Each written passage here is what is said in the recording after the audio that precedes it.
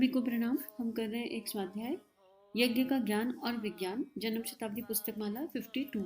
आइए गुरु शक्ति का स्मरण करें, गुरु तत्व का स्मरण करें, मातृशक्ति का स्मरण करें, उनसे भाव भरी प्रार्थना करें कि हे प्रभु, हे परमात्मा, आपके श्री चरणों में बैठकर ये स्वाध्याय करने का भाव आप ही के कारण, आप ही कृपा से संभव हो पा रहा है।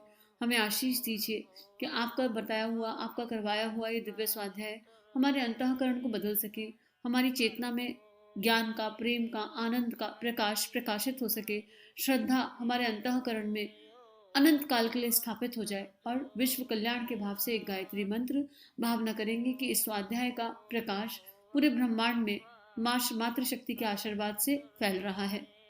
ओम भूर्भुवः स्वः तत्सवितुर्वरेण्यं भर्गो देवस्य धीमहि धियो यो नः प्रचोदयात्।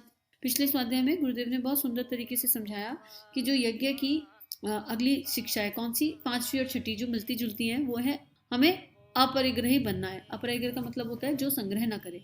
अब यहाँ गुरुदेव इसको क्लियर कर रहे थे कि इसका ये मतलब नहीं है कि आप कर्मयोग करना छोड़ दो, आप कमाना छोड़ दो। कमाओ लेकिन खूब बांटो। अगर 100 हाथ से कमा रहे हो तो 1000 हाथ से बांटो। तो इसमें हमने अलग अलग एग्जाम्पल्स के माध्यम से बात करी और अपने आप पे चिंतन करके देखा या नहीं। अगर हम चिंतन करेंगे तो स्वाध्याय बन जाएगा और खाली सुनकर छोड़ देंगे तो स्वाध्याय नहीं बनेगा। अब गुरुदेव कह रहे हैं कि आज की परिस्थितियों में अगर कोई मनुष्य संग्रह करके बैठा है और उसका दिल करुणा संवेदना से जागृत नहीं हो रहा, तो वो पत्थर दिल मनुष्य है। ऐसी कमाई का क्या लाभ है जिससे कोई लाभ ना उठा सके।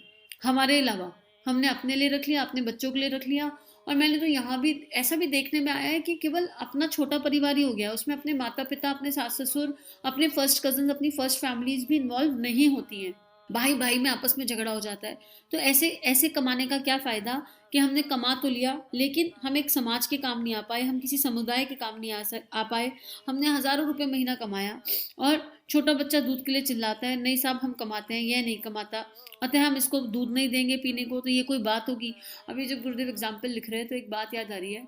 एक गरीब है, ठीक है, और उसके पास बच्चे को पिलाने के लिए दूध नहीं है, लेकिन वो किसी होटल में जाएगी तो होटल वाला 50 रुपए 100 रुपए मांग लेगा दूध के।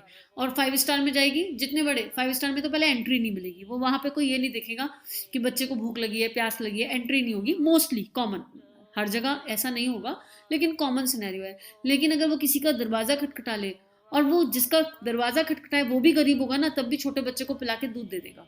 तो पैसे से करुणा संवेदना नहीं जागृत होती, वो हमारे दिल का भाव है, वो हमारे अंतःकरण का भाव है। और उसके लिए हमें अपने ऊपर लगातार काम करने की आवश्यकता है कि हम अपने कारण शरीर तक पहुंचे, हमारे कारण शरीर का जागरण हो। तो गुरुदेव यही कह रहे हैं कि बच्चा मर जाए तो मर जाए, हमें क्या लेना देना। हम कमाते हैं, हम कमाएंगे, लेकिन हम बच्चे को दूध नहीं पिलाएंगे, उसको खाना नहीं देंगे। ऐसा हो सकता है क्या? हम मिठाई लाए हैं तो बैठकर आराम से खाएंगे, और जो आपके 5 बच्चे हैं जब वे आवेंगे आपसे मांगेंगे कि पिताजी हमको मिठाई दे दीजिए, तो हम मारेंगे और कहेंगे कोई तुम कमाते हो जो मिठाई खाओगे। वही अपने घर परिवार में तो शेयर करते हैं ना, लेकिन हमारा दायरा सीमित है। माँ खाना बना रही है तो खाली अपने लिए नहीं बना रही है, अपनी फैमिली में डिस्ट्रीब्यूट कर रही है, पर उसकी जो फैमिली की डेफिनेशन है वो छोटी हो गई है। अपने बच्चे का पराठा है तो घी ज़्यादा, और पड़ोसी के बच्चे का पराठा है तो घी कम। चेक करके देख लो, ऐसा करते हैं क्या? ऐसा हो जाता है क्या हमारे हाथ से? तो अगर अपने बच्चे के लिए चॉकलेट लानी है तो 4 ले आएंगे, लेकिन किसी और के लिए लानी है, बाजू वाले के लिए लानी है, तो छोटी चॉकलेट लाएं कि बड़ी चॉकलेट लाएं। ऐसा भी भाव आ जाएगा, ऐसा भी विचार मन में आ जाएगा। देख लो ऐसा होता है क्या? तो हम अपने ऊपर हजारों रुपए महीना खर्च कर सकते हैं क्योंकि हम कमा रहे हैं, और जो कमा रहा है वही खाएगा।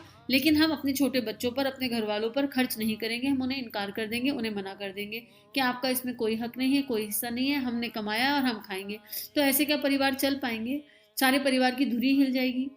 आपका अगर ऐसा ख्याल है तो मैं मान सकता हूँ कि आप इंसान नहीं हो सकते। आपका कलेजा इंसान का नहीं है, आप पत्थर के बने हैं, चट्टान के बने हैं। वे आदमी जो बहुत कमाते हैं लेकिन सारे का सारा खर्च अपने लिए कर डालते हैं, उनके लिए मैं और क्या कह सकता हूँ?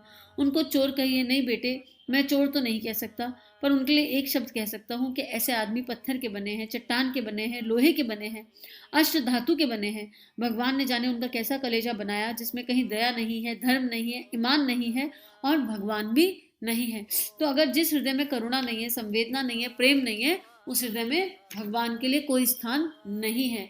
हम जितना मर्जी पूजा पाठ कर लें, जितना मर्जी कर्म कांड कर लें, हमारे लिए हम भगवान को वहां पर स्पर्श नहीं कर पाएंगे, भगवान की, क्योंकि हमारे मूल में प्रेम ही है। आगे गुरुदेव क्या लिख रहे हैं यज्ञ जीवन अर्थात मिल बांट कर खाना। यज्ञ क्या करता है? देता है। आप यज्ञ में हम एक आहुति डालते हैं, वो आहुति हजारों लोगों तक पहुंच जाती है। एक सामग्री में अगर आप जो मर्जी मिला दो वो सब लोगों तक पहुंच जाता है। एक छटाक घी 100 टन ऑक्सीजन पैदा कर देता है। यज्ञ में जो भी डालो वो अपने पास थोड़ा रख लेता है। यज्ञ में डाला, वो विसर्जित हुआ, स्वाहा हुआ और बदल के पूरे एनवायरनमेंट को चेंज कर देता है। और इस पे तो कितने एक्सपेरिमेंट साइंटिफिकली हो चुके हैं। तो गुरुदेव यही कह रहे हैं कि जिन आदमियों के दिलों में ईमान है उनके दिलों में भगवान होगा और वो बांट कर ही खाएंगे। उनके सामने दूसरे की मुसीबत बनी रहती है। वे चारों ओर देखते रहते हैं कि हमारा पिछड़ा हुआ समाज, हमारा दुखियारा समाज, हमारा गया गुजरा समाज अगर दुखी है तो हम किस तरीके से गुजारा करें। हमें औसत भारतीय ढंग का जीवन यापन करना चाहिए। औसत भारतीय जीवन जिस तरह जीवन यापन करता है, हमारा खर्च भी उसी हिसाब से होना चाहिए। आमदनी जो भी हो, बाकी जो बच जाएगा उसका क्या करेंगे? जमा करेंगे? नहीं बेटे, जमा मत करना। क्या करोगे जमा करके? परिग्रह उसे कहते हैं जहाँ जमाखोरी की जाती है। और अकर्मण्यता उसे कहते हैं जो कमाता नहीं। जो कमाता नहीं उस आदमी का नाम अकर्मण्य है। जो आदमी काम का नहीं उसको हरामखोर कहते हैं। और जो आदमी जमा करता है, अपने लिए खर्च करता रहता है, वह आदमी विलासी है, वह पत्थर का है। तो फिर से गुरुदेव डिफरेंस समझा रहे हैं कि आपको कर्म योग से पीछे जाने के लिए नहीं कहा जा रहा है। जो भी प्रतिभा है उस प्रतिभा को उस स्तर तक लेकर जाओ कि उससे स्वावलंबन हो सके। और फिर खूब कमाओ, खूब कमाओ और फिर खूब बांटो, लेकिन अकर्ता भाव से। आप बांट रहे हो नहीं, हमारा कहीं कुछ है ही नहीं। जो भगवान ने दिया वो भगवान के खेत में लगा दिया, वो करते करते आ जाएगा। वो जो गुरुदेव पहले भी कई बार समझा चुके, तो वो जब हम करेंगे, हम सीखेंगे, जानेंगे। अनुभव की यात्रा है। स्वाध्याय मतलब स्वा का अध्ययन। जब अध्ययन होता चला जाएगा और जितना गहरा अध्ययन होगा उतना हमको समझ में आएगा। लेकिन जो केवल कमा रहा है और अपने लिए ही कमा रहा है, केवल अपने लिए ही कमा रहा है, उसका क्या करें? मैंने ऐसे भी फैमिली देखी है जहाँ खूब कमाया, 4 घर बना लिए, 4 गाड़ी बना ली, 4 बंगले बना लिए, 4 दुकान बना ली, लेकिन बच्चों को छोटी छोटी खुशियां नहीं दे पाए। बच्चों को छोटी छोटी रिक्वायरमेंट्स पूरी नहीं कर पाए। लग्जरी तो बात की बात है, रिक्वायरमेंट्स पूरी नहीं कर पाए। तो ऐसे में बच्चों के इमोशंस अनएड्रेस रह गए। तो उसका क्या फायदा जब हम अपने ही घर के बच्चों के इमोशन एड्रेस नहीं कर पा रहे हैं। यहाँ पर रिक्वायरमेंट और लग्जरी के अंतर को समझते हुए बच्चों की भावनाओं को स्पर्श करने की बात की जा रही है। तो हम बाहर तो कैसे ही जाएंगे। तो गुरुदेव ये कह रहे हैं जमाखोरी आप जितनी मर्जी कर लो, ना हम जमाखोरों को पसंद करते, ना हम कामचोरों को पसंद करते। दोनों ही आध्यात्मिक दृष्टि से निम्न कोटि के हैं। भौतिक दृष्टि से भी गालियां ही खाएंगे। अगर कोई सी भी गाली आप दे सकते हो उन्हें, क्योंकि वो कहीं के नहीं है। वो मनुष्य रूप में तो जन्म गए, लेकिन उनको अंदर मानवता नहीं आई। वो बेवकूफ़ हैं, नालायक हैं। उनको आप कुछ भी कह सकते हो। आध्यात्मिक भाषा में अगर आपको किसी को गाली देनी हो, सुननी हो, तो एक ही गाली है आध्यात्मिक भाषा की। गुरुदेव कह रहे हैं उसे क्या कहा गया है? हरामखोर। अब ये चेक कर लेते हैं कि गुरुदेव हमें तो नहीं कह रहे। तो एक नज़र अपने जीवन पर हमें सबको डालकर देखनी चाहिए, क्योंकि ये स्वा का अध्ययन है। तो यहाँ पर कुछ चीज़ें ऐसी हैं, जब गुरुदेव ने लिखा औसत भारतीय जीवन, तो ऐसा लगा कि क्या एक्चुअली हम औसत भारतीय जीवन जी रहे हैं? क्या डेफिनेशन होती है औसत भारतीय जीवन की? देखो, औसत भारतीय जीवन की डेफिनेशन जो समझ में आती है वो ये है कि अगर कोई चीज़ है तो बड़ा दिल रखते हुए उसको बरत लिया, यूज़ कर लिया, लेकिन कल को नहीं है तो उसके लिए परेशान नहीं होना है। और अपनी अपनी इंडिविजुअल पे तो काम कर सकते हैं। शॉपिंग करने जा रहे हैं तो हमारे पास अलमारी में कितने कपड़े हैं, पहले हमें ये पता होना चाहिए कि हमारी रिक्वायरमेंट कितनी है खरीदते हुए।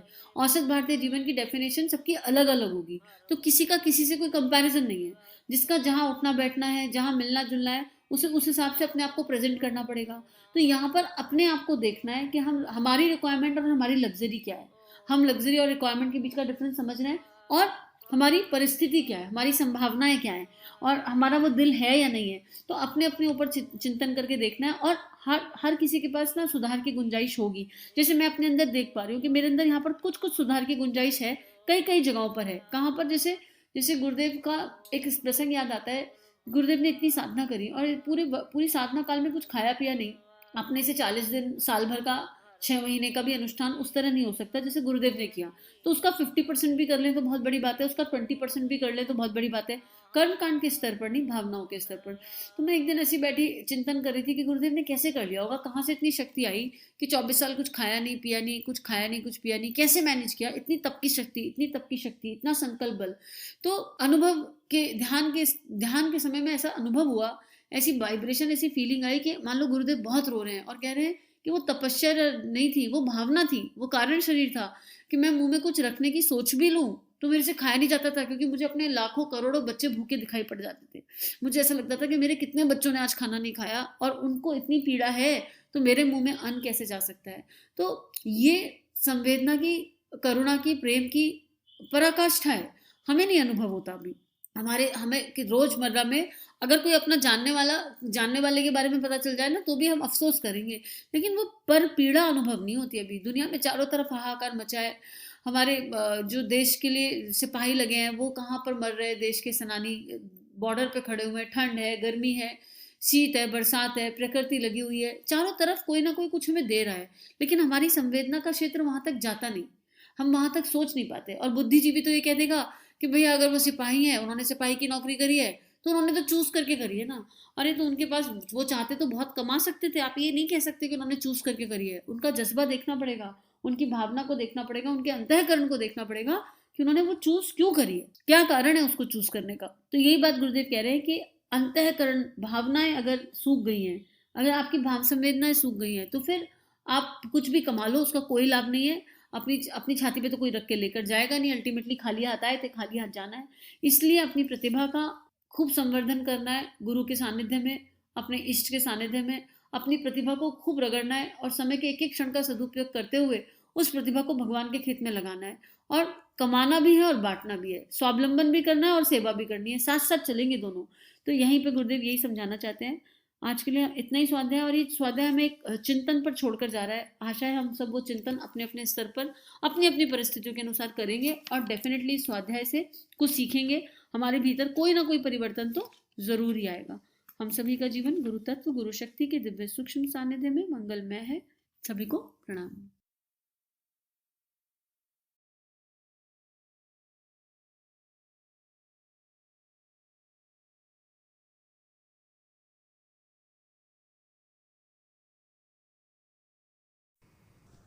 हमारे YouTube चैनल को सब्सक्राइब कीजिए और बेल आइकन पर क्लिक कीजिए ताकि आने वाली सभी वीडियो की नोटिफिकेशन आपको मिलती रहे। आप सभी को बहुत बहुत थैंक यू।